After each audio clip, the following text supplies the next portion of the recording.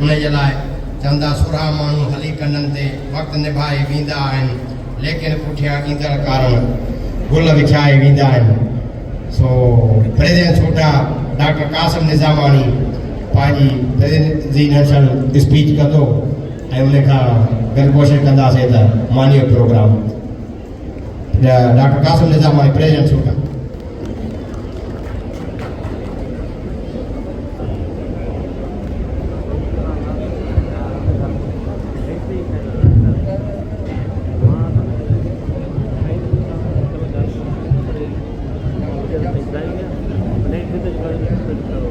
बिस्मिल्लाहिर्रहमानिर्रहीम। अस्सलाम वालेकुम। मोहतरम जनाब vice chancellor professor doctor Khalil Rahman Khambari साहब ऐं असांजे बहादुर अॻवान प्रोफेसर डॉक्टर इरफान अमला साहब ऐं सिंध यूनिवर्सिटी जे मौजूद उस्ताद साहिबान, कपवासा सिंध जे मानवारा अॻवान, सिंध यूनिवर्सिटी ऑफिसर एसोसिएशन, मुलाज़िम तंज़ीम सेवा जे अॻवाननि खे मौजूद उस्तादनि जे सालियाने गॾिजाणी में शिरकत करण ते हलीकार चऊं था। मुंहिंजा मौजूद महिमानों, जीअं तव्हांखे ख़बर आहे सिंध यूनिवर्सिटी टीचर एसोसिएशन हर साल पंहिंजे मुदे पूरे थियण ते रिवाज मुताबिक़ सालानी गॾिजाणी कोठाईंदी आहे। जीअं जो बि गॾिजाणी कुझु देरि सां थिए पई, उन जा काफ़ी सारा सबब पहिरीं नागराज साहिब ॿुधाया हूंदा, वरी मां तव्हांखे ॿुधाईंदो वञा त असांजो मुदो 8 मार्च ते पूरो थियो। उन खां पहिरीं सिंध यूनिवर्सिटी जी कराची वाज केनाल खे पको करण जे सिलसिले में यूनिवर्सिटी देरि सां खुली। उन खां पोइ सिंध यूनिवर्सिटी में जीअं अकेडमिक सेशन शुरू थियो त रमज़ान जो महीनो शुरू थियो। उन खां पोइ ईदूं अची वियूं। उन खां पोइ तव्हांखे ख़बर हूंदी त केनाल जे मसइले ते काफ़ी सारी अफ़रा तफ़री हुई। पोइ बि 1.5 महीने जे फ़क़ति देरि खां पोइ असांजी अॼु एनुअल डिनर थी रहियो।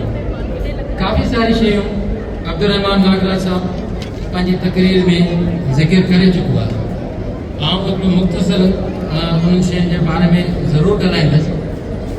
सिंध यूनिवर्सिटी टीचर एसोसिएशन कपवासा सां गॾु वेही खोड़ सारनि मसइलनि ते कमु कयो, जंहिंजा असांखे इनडायरेक्ट डायरेक्ट फ़ाइदा मिलनि पिया ऐं मिलंदा रहंदा। पोइ बि असांजी ख़ुदि मुख़्तारी ते अञा बि सिंध गवर्नमेंट वार कंदी अचे पई ऐं इन सिलसिले में कपवासा सिंध चैप्टर अब्दुर्रहमान तव्हां ॿुधायो असांजी मुसलसल तहरीक हलंदड़ आहे ऐं जारी रहंदी। ख़ैर, उन खां अलावा जीअं अब्दुर्रहमान ज़िक्र कयो त कपवासा जी हैसियत सां असां सिंध HT चेयरमैन ऐं मिनिस्टर बोर्ड मलकाणी साहब जेको उन वक़्तु हो उन सां मिलियासीं, जंहिंसां असां काफ़ी मरतबा असां ज़िक्र कयो त तव्हांजी जेका फाइनेंशियल जेका विर्छ आहे उहा नाइंसाफ़ी ते ॿधल आहे। छो जो सिंध गवर्नमेंट जी जेका बि विर्छ फाइनेंशियल थिए पई उन में कुझु मख़सूस यूनिवर्सिटियुनि खे त ग्रांट तमामु घणी ते वधीक ॾिनी वञे पई। जीअं त Sindh university, Karachi university, agriculture university, Shah Abdul university, जेके सिंध जूं क़दीम यूनिवर्सिटीज़ आहिनि जिन ते पेंशन जो बर्डन आहे। असां काफ़ी सारा सिंध जे CM या मिनिस्टर बोर्ड जे थ्रू या सिंध हेक जे थ्रू इहो रेज़ कयो त नई यूनिवर्सिटियुनि जे मुक़ाबले में जीअं त फाइनेंशियल चैलेंजिस पुराणी यूनिवर्सिटियुनि ते घणो आहिनि, तंहिंजे करे तव्हांखे जेके सीड मनी ॾियो था त महिरबानी करे तव्हां पुराणी यूनिवर्सिटियुनि खे बि पेंशन ऐं ॿियनि मुदनि में फंड ॾियो। पर सिंध गवर्नमेंट में तव्हांखे ख़बर आहे कुझु यूनिवर्सिटियुनि खे ख़ुदि जेको सो मिनिस्टर असीं उनते असीं कुझु नथा करे सघूं, इहा विर्छ असांजे हथ में कोन्हे। ख़ैर, असांजो ॿियो बि कंटिन्यूअस प्रेशर खां पोइ सिंध यूनिवर्सिटी, कराची यूनिवर्सिटी उनजी ग्रांट में वधीक इज़ाफ़ो थियो ऐं अञा कोशिशि आहे त उन्हनि खे पंहिंजो ॾियो हक़ ॾियारे सघे। उन खां अलावा नागराज साहब ज़िक्र कयो असां उस्ताद मोहतरम खे पंहिंजे एहतजाजनि जी ॻाल्हि ते अचणु घुरिजे। अब्दुर्रहमान साहब सिंध जे हिकिड़े बरतड़ इशू ते कपवासा सिंध जे सॾ ते असां केनाल ते रैली ऑर्गेनाइज़ कईसीं, जंहिंमें काफ़ी सारनि दोस्तनि शिरकत कई, पर उन में जेकॾहिं असांजी पूरी फैकल्टी शिरकत करे या भरपूर नमूने त अञा वधीक इमेज असांजो बिल्ड थिए। ख़ैर उम्मीद करूं था त फ्यूचर में असांजा मौजूद उस्ताद मुख़्तलिफ़ जेके सूटा या बकवास ते उन में शामिल थींदा रहंदा। उन खां अलावा सिंध यूनिवर्सिटी टीचर एसोसिएशन जंहिं असां पहिरीं बि बाटी में हुयुसि, हिकु मसइलो आहे असांजे ॿिनि मौजूद उस्तादनि ते FIR कटी वई, जंहिंमें डॉक्टर पसंद अली कोसो, डॉक्टर मोहम्मद यूनिस लेगारी थे।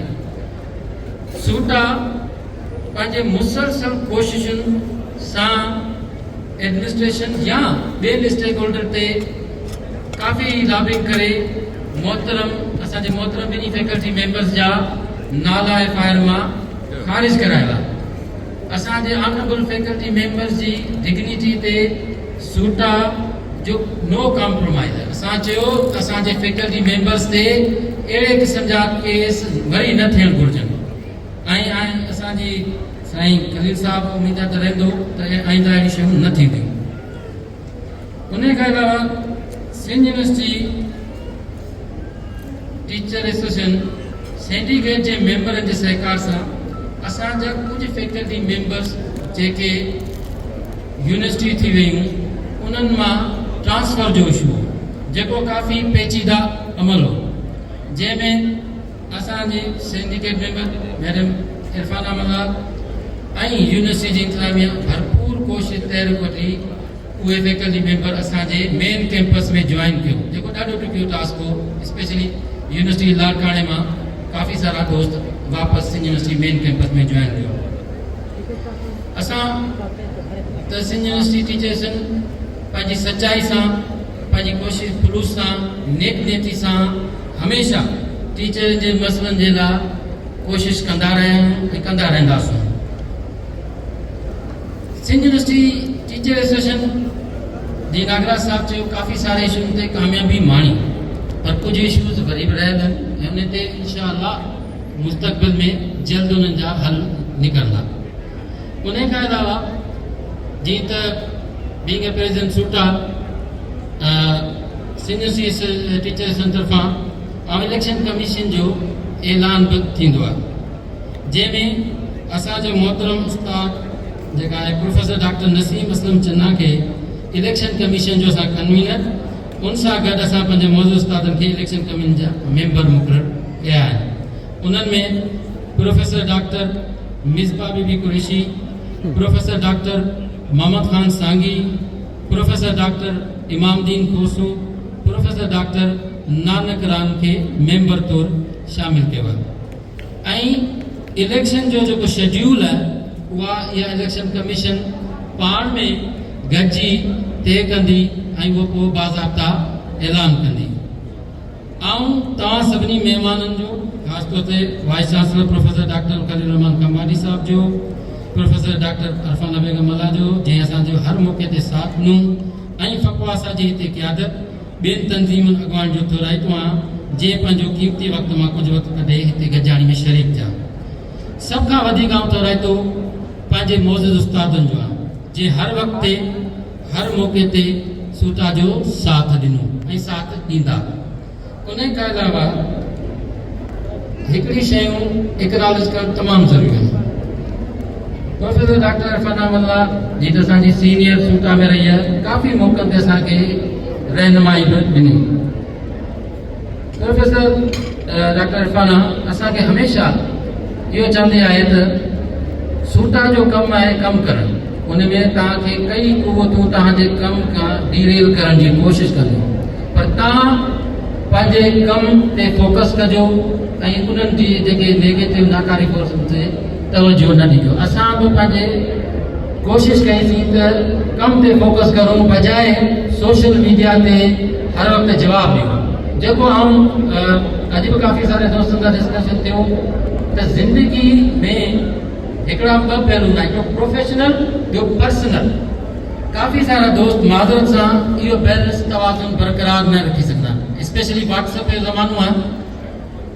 माण्हू जी पर्सनल लाइफ ऑफिस आवर खां पोइ शुरू थींदी आहे, पर हिते कुझु दोस्त प्रोफेशनल लाइफ खे 24 आवर करे छॾियो आहे, जंहिंसां माण्हू जी पर्सनल लाइफ मुतासिर थिए थी ऐं उन्हनि जी पंहिंजी बि ज़िंदगी मुतासिर थिए थी। त इहा गुज़ारिश आहे त तव्हां महिरबानी करे जेको प्रोफेशनल कमु आहे प्रोफेशनल टाइम ताईं महदूद रखो, पर्सनल टाइम खे फैमिली खे पंहिंजो टाइम ॾियो। उन खां अलावा काफ़ी सारा दोस्त माज़रत सां चवणो थो पए व्हाट्सएप ते ॿियनि जे लाइ इहे तोहीन आमेज़ कलमात इस्तेमालु था कनि त ॼण ॿिए जी का बि हैसियत न आहे। महिरबानी करे तव्हांजा उहे सभु कुलीग्स आहिनि, जवाबु उहे बि ॾेई सघनि था पर मुनासिबु कोन हूंदो आहे। तंहिंजे करे सलाह इहा आहे त पंहिंजे बावकार तरीक़े सां पंहिंजो ओपिनियन रखो, ज़ातियात सां न अचो। आउं तमामु घणो शुक्रगुज़ार आहियां सभिनी दोस्तनि जो।